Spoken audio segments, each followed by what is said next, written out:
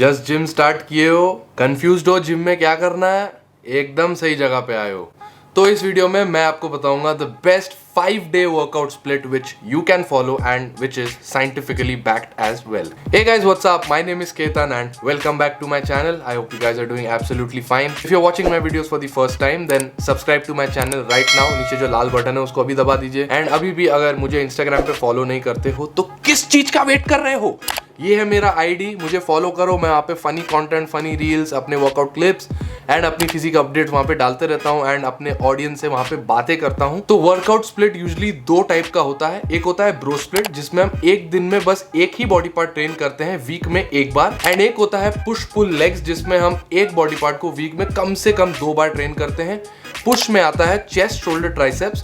पुल के दिन आता है back, biceps, rear dealt and traps. Full day थोड़ा लंबा होता है। एंड नेक्स्ट आता है हमारा लेग्स में आ गए आपके glutes, hamstrings, quads and calves. So scientifically speaking, push-pull legs is a better workout split than a bro split. So after a training session, जो मसल ग्रुप को आपने ट्रेन किया है उसको 72 आवर्स लगते हैं रिकवर करने में properly. And after 72 hours it gets ready and आप वापस से उसको ट्रेन करके उसको ग्रोथ के लिए स्टिमुलेट कर सकते हो। लेकिन अगर आप ब्रो स्प्लिट फॉलो करते हो तो ये अपॉर्चुनिटी, ये जो मास बिल्डिंग अपॉर्चुनिटी है, ये हम मिस कर देते हैं। Since in a push pull leg split, क्योंकि हम एक दिन में 2 से ज्यादा मसल ग्रुप्स को ट्रेन करते हैं, तो इसके लिए हमारी नंबर ऑफ एक्सरसाइजेस पर मसल ग्रुप कम हो जाती है compare to a bro split. लेकिन अगर आप वीकली वॉल्यूम देखोगे, अगर आप वीकली इनपुट देखोगे, तो वो आपका पुश पुल लेग्स में ब्रो स्प्लिट से थोड़ा ज्यादा हो जाता है। तो चलो अब ट्रेनिंग की बात करते हैं। तो ideally a push pull leg split is a 6-day split. It can be done in 2 ways। Push pull legs rest, जो कि आपका आइडियली संडे को पड़ता है। एंड जो दूसरा है वो है push pull legs rest, push pull legs, जो कि मैं फॉलो करता हूँ। लेकिन क्योंकि आप एक बिगिनर हो तो I don't think going to the gym 6 days a week would be possible for you, क्योंकि स्टार्टिंग में 4 to 5 days is just enough. And honestly speaking 5 days is just more than enough. So your workout split should look something like this: push day on Monday, legs on Tuesday, Wednesday pull, Thursday rest, Friday lower body, Saturday upper body and Sunday rest. तो कोई भी workout start करने के पहले warm up करना बहुत जरूरी है, क्योंकि अगर आप ठीक से वार्म अप नहीं करते हो, अगर आप अपने जॉइंट्स को, अपने मसल्स को रेडी नहीं करते हो वर्कआउट के लिए, तो आप जब हेवी लिफ्ट करने जाओगे, आप जब प्रॉपर वर्कआउट करने जाओगे, you are more prone to injury. तो before any workout session you need to do dynamic stretches. Dynamic stretches होते हैं mobility drills. A basic warm up should look like this: first you do ankle mobility, then we do spine mobility, then we do hip mobility, then we do our shoulder mobility. And then जो हमारी पहली exercise होगी उसका 2 set हम करेंगे light weight से, just अपने muscle को स्टिमुलेट करने के लिए, अपने मसल को रेडी करने के लिए। इन सब के बाद हमारा मसल पूरा तरीके से रेडी हो चुका है ट्रेन करने के लिए। अब आप उसको फाड़ो, मतलब आग लगा दो जिम में, उसको जला के राख कर दो।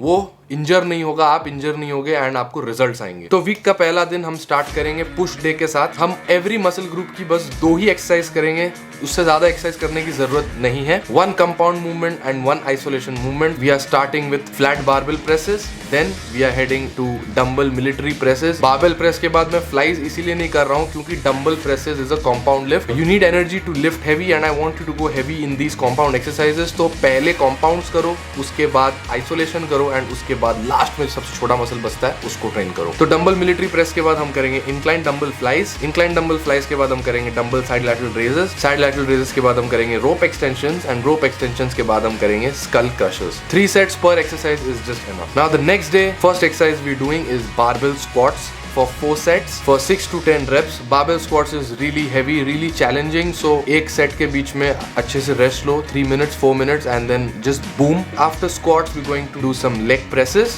for 4 sets. After that we'll do some leg curls.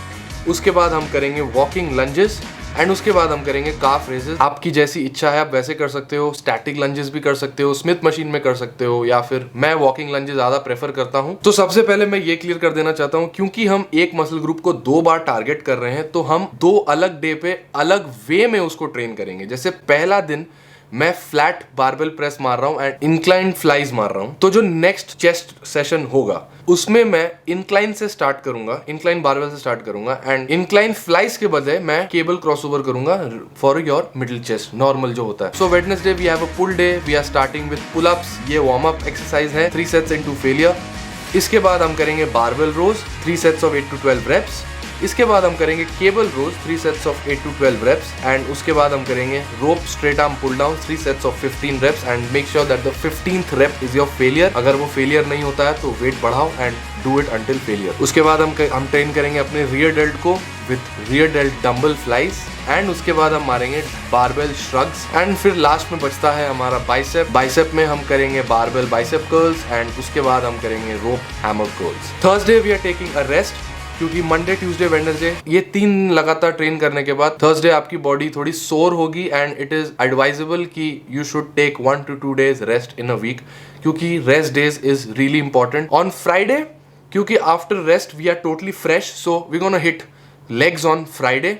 हमारा लोअर बॉडी डे है वो क्योंकि हमने पहले लेग सेशन में स्क्वाट्स किया था, अपने सेकंड लेग सेशन में हम डेडलिफ्ट करेंगे। हमारा पहला leg session quad dominant workout था, हमारा second leg session hamstring and glute dominant workout होगा। तो पहले हम स्टार्ट करेंगे डेडलिफ्ट से 4 सेट्स ऑफ 6 to 10 reps, ये भी हैवी जाएगा स्क्वाट्स के जैसे। उसके बाद हम उल्टा करेंगे क्योंकि हमने इसके पहले वाला जो लेग वर्कआउट था वो अपने काफ से एंड किया था, तो अब हम काफ से स्टार्ट करेंगे। अगर आपने उस दिन सीटेड काफ रेस किया मशीन में तो अभी आप एक्सरसाइज चेंज करो, या तो आप स्मिथ मशीन में मारो या फिर आप लेग प्रेस में कर सकते हो, बट एक्सरसाइजेस सेम मत रखो। उसके बाद हम काफ करेंगे 4 सेट्स ऑफ 8 to 15 reps। उसके बाद हम लेग कर्ल्स करेंगे 5 सेट्स। उसके बाद हम करेंगे leg extensions 3 sets of 12 to 15 reps just to get the blood flow in our quads. उसके बाद हम करेंगे single leg stiff leg deadlift. ये प्राइमरीली आपके हैमस्ट्रिंग के लिए है लेकिन ये आपके कोर को भी स्ट्रॉन्ग करेगा। And we are ending with hip thrust. We do this for glutes. I think 3 sets for 15 to 20 reps is just enough for this. इसमें ज्यादा heavy मार के कोई फायदा नहीं है क्योंकि आप वीक में ऑलरेडी स्क्वाट्स एंड डेडलिफ्ट्स मार रहे हो एंड अगर आप कायदे से स्क्वाट्स और डेडलिफ्ट्स करते हो प्रॉपर फॉर्म के साथ तो उसमें आपकी ग्लूट्स काफी अच्छे तरीके से ट्रेन हो जाती है। तो अब ये सब करते करते सैटरडे का दिन आ चुका है एंड आज के दिन सब लोग अपने दोस्त लोग के साथ बाहर जाते हैं, इसीलिए स्पेसिफिकली इस दिन मैंने अपर बॉडी डे रखा है क्योंकि आप क्लब में जाओगे, टी शर्ट वी शर्ट पहन के जाओगे, चेस्ट फट के बाहर आएगा, लैट्स फट के बाहर आएगा, बाइसेप ट्राइसेप दिखेगा, तब तो बंदी उठाओगे वहां पे क्लब में। चलो मस्ती मजाक का बात साइड में, वर्कआउट पे आते हैं। तो सैटरडे अपर बॉडी है, हम स्टार्ट करेंगे लैट पुल डाउन के साथ 3 सेट्स। उसके बाद हम करेंगे शोल्डर प्रेस। उसके बाद हम करेंगे incline Smith machine press 4 sets क्योंकि पहले दिन हमने फ्लैट प्रेस किया था, अभी हम इंक्लाइन करेंगे मशीन में। उसके बाद हम करेंगे शोल्डर मशीन प्रेस।